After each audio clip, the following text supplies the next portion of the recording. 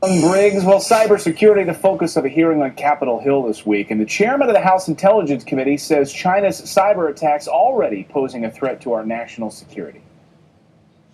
China's economic espionage has reached an intolerable level, and I believe the United States and our allies in Europe and Asia have an obligation to confront Beijing and demand they put a stop to this piracy. Gregory Evans is a cybersecurity expert at nationalcybersecurity.com, and he joins us this morning. Gregory, nice to see you this morning. Good morning. Thanks for having me, Clayton. So I have to ask you, China continues to get away with this. Why? Because who's going to do anything to China? China has over 1 billion citizens in their country right now. If this was a smaller country, we would have already been after them. We would have had all types of sanctions on them. But since China has invested billions of dollars in corporations here, everything here, including a flag in my office I noticed the other day says made in China, and it's an American flag.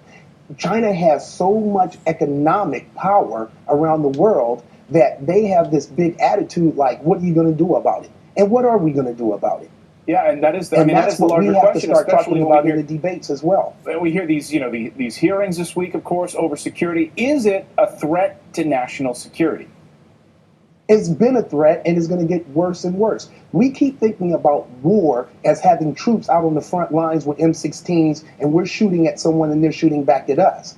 But our next real war will be a cyber war, where they're stealing our information, they're messing up our NASDAQ or our financial system, and there's really not too much that we're doing about it because they carry so much power. I hear this, Richard Clarke had written his book about the coming cyber war, but it always seems to fall on deaf ears. Talked to Ambassador Bolton about it, and a lot of others who say that this is the next major war, as you just said. But it seems like until something catastrophic happens in the United States, we're not going to do anything about it. I'm glad you said that, because I've been saying that for years. People think that computer hacking in this cyber war is a bunch of kids sitting in their mom's basement hacking school computers or just having fun. They do not realize the effect. Computer hacking, let me just say this, cybercrime generates 5 times more money than all drug trafficking in the world. So this just tells you economically, we have hackers in this country who one hacker stole $200 million from a major corporation. Right. Now, this is just one person. Can you imagine when you have a whole country behind you? And in China, they're teaching their kids. When Google's got hacked last year, it was traced back to a high school in China. They're teaching their kids how to hack in high school. We're teaching our kids how to be the next Michael Vick or the next American Idol in high school. Unbelievable. And, I want to get your take on this, because we learned this morning about those drones that the U.S. Navy says not a big deal. But we now learned that there was a keylogger attack, which, of course, means that every keystroke that was punched in with these our American drones, was being tracked by some hacker. Navy says, no, it wasn't a big deal.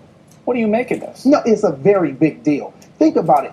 A keylogger is nothing but spyware, meaning everything that you do on your computer, have a username, password, everything that you type is being sent back to someone else. So we're using, these drones are very important. We saw what we did with a drone last week when we killed an Al-Qaeda leader. So just imagine if Al-Qaeda was able to get this type of information, not just China. And we don't know who China is supplying this information to as well. Yeah. Think about this also, that with Al-Qaeda, where are they getting their weapons from? They're getting their AK-47s Chinese made. Unbelievable.